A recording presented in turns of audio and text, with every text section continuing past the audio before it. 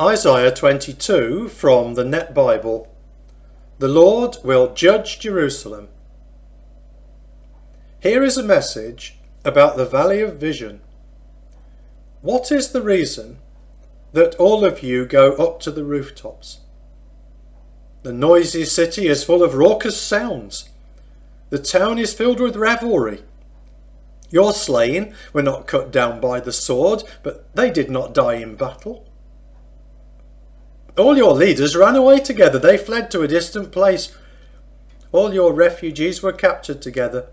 They were captured without a single arrow being shot. So I say, don't look at me. I am weeping bitterly.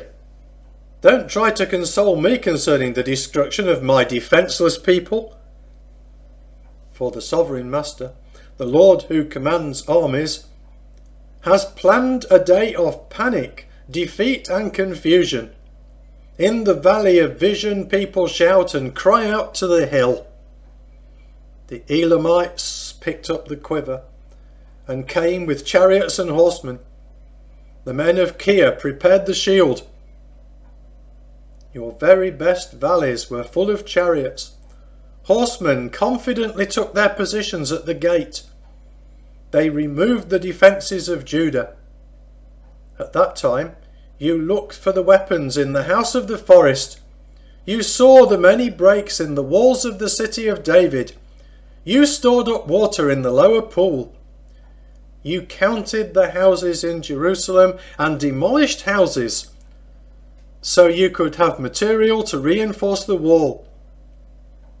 You made a reservoir between the two walls for the water of the old pool. But you did not trust in the one who made it. You did not depend on the one who formed it long ago. At that time the Sovereign Master, the Lord who commands armies, called for weeping and mourning, for shaved heads and sackcloth. But look, there is outright celebration. You say, kill the ox and slaughter the sheep. Eat meat and drink wine. Eat and drink, for tomorrow we die. The Lord who commands armies told me this. Certainly this sin will not be forgiven as long as you live, says the Sovereign Master, the Lord who commands armies. This is what the Sovereign Master, the Lord who commands armies, says. Go visit this administrator, Shebna, who supervises the palace, and tell him, what right do you have to be here? What relatives do you have buried here? Why do you chisel out a tomb for yourself here? He chisels out his burial site in an elevated place. He carves out his tomb on a cliff. Look, the Lord will throw you far away, you mere man. He will wrap you up tightly. He will wind you up tightly into a ball and throw you into a wide open land. There you will die. And there with you will be your impressive chariots, which bring disgrace to the house of your master. I will remove you from your office. You will be thrown down from your position. At that time, I will summon my servant Eliakim, son of Hilkiah. I will put your robe on him, tie your belt around him, and transfer your authority to him. He will become a protector of the residents of Jerusalem and of the people of Judah. I will place the key to the house of David on his shoulder. When he opens the door, no one can close it. When he closes the door, no one can open it.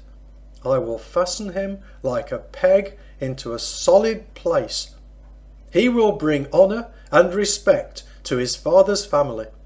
His father's family will gain increasing prominence because of him, including the offspring and the offshoots. All the small containers, including the bowls and all the jars, will hang from this peg. At that time, says the Lord who commands armies, the peg fastened into a solid place will come loose.